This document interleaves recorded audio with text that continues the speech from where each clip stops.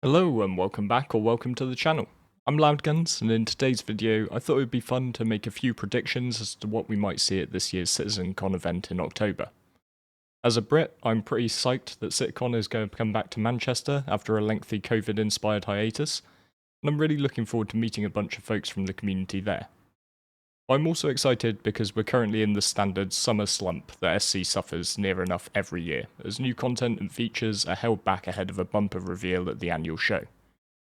So if a few predictions, some safe, others a little more hopium fueled, sound good to you, then grab a cup of tea while I roll the intro, then let's get into it.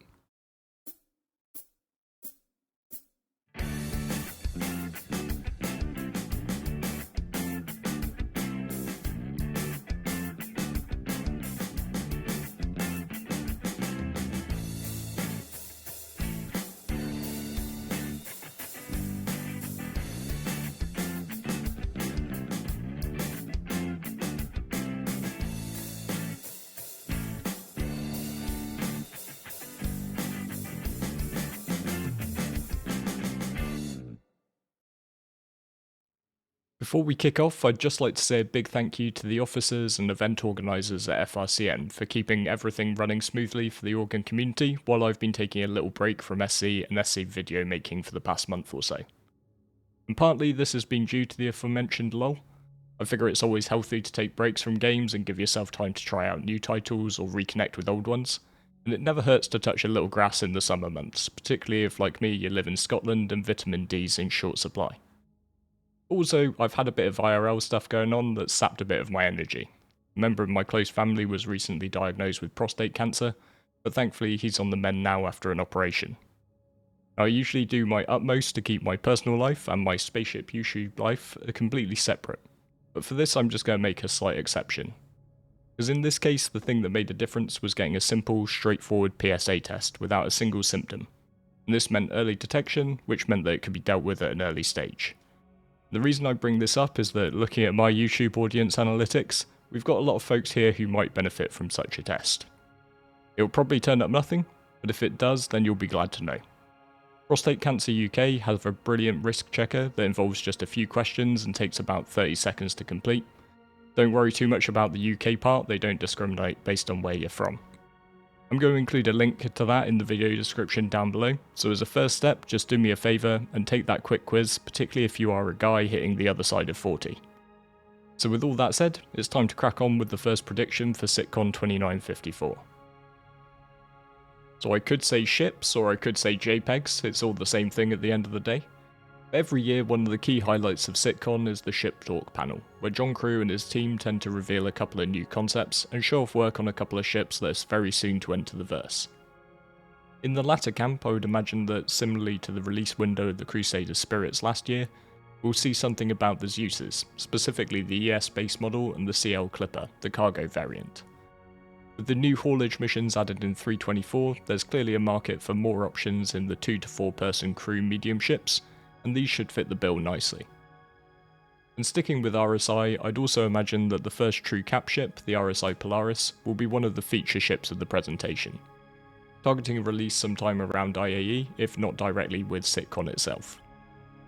The Polaris on its own is obviously cool as a feat of engineering, and I'm personally really looking forward to getting stuck into a ship with this much multi-crew potential. I do also hope that it comes with some scaled up combat challenges befitting of its role as a big ship hunter. Obviously, if the ship itself is opened up to players, then it can also be given to NPCs to represent a more tricky target in bounty missions. But generally, I'd personally love to see a more regular mission along the lines of the mini fleet battle that we got with episode 3 of the Overdrive initiative, as crewing something like a Polaris through one of these battles would be truly special. On the straight to flyable and concept front, things are obviously a little bit more up in the air. It's fairly safe to say we're likely to see a new small vehicle of some sort, since CIG do like to put out an LTI token ahead of major sales. Potentially here some form of variant of the STV for use in more hazardous environments with an enclosed cab might go down quite well. Or of course CIG could really embrace the meme and make the Raptor from this year's April Fools a real thing. As an industry first type player, probably one that I would love to see as a new salvage ship. Last year we had the Arastra mining ship, filling the gap between the medium Mole and the capital sized Orion in the mining profession. and I wonder if it could be time for the salvage trade to get the same treatment. Right now we've got the Solo Vulture and the small Capital Reclaimer, so there's plenty of space between the two to deliver a more compact multi-crew experience in this area. Particularly considering the loop itself is nicely fleshed out now, with the crafting stations, scraping and crushing mechanics all in. This could lend itself well to a number of manufacturers, with Misk and Drake being logical options, but big orange machines are always kind of my thing, so I'm going to have to go and put my money on Argo. Particularly since the chassis already used by the Raft and the Mole could easily be reappropriated for a salvager. So obviously that could count as 4 of my 5 predictions, but new ships feels like a bit of a given at CitizenCon, so I popped this all under one roof. The road to 4.0 is becoming something of a meme at this point, but with CIG still targeting an end of the year release, it's safe to say that there will be plenty of content introducing new locations and missions within the Pyro system. Last year marked the introduction of the Pyro Playground, with banks of PCs set up for audience members to get their first glimpse of the new system. I'd hazard a guess looking at the scheduling for this year's event that we'll see a similar thing. A key portion missing from last year's version though was Pyro's premier destination, Ruin Station. And with the system supposedly on the verge of completion, I would imagine that this will be making a debut at this year's show. Overall, I wouldn't be surprised if there's some license taken with the term Q4 release, and what we could actually see is a long-running PTU kicking off by the end of the year. But given the complexity of the new systems involved, this is by no means a bad thing, as long as there's plenty of new content to get players excited about it enough for a prolonged testing period. And a big part of that would be the Beyond part of this title card.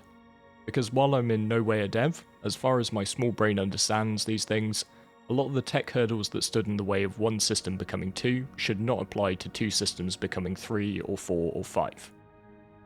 Me, the expansion of the play area is really key to SC going up into the next gear, with different systems allowing varying degrees of PvP or PvE focus, the development of interstellar trade routes, and the creation of zones with different areas of gameplay for players to really sink their teeth into.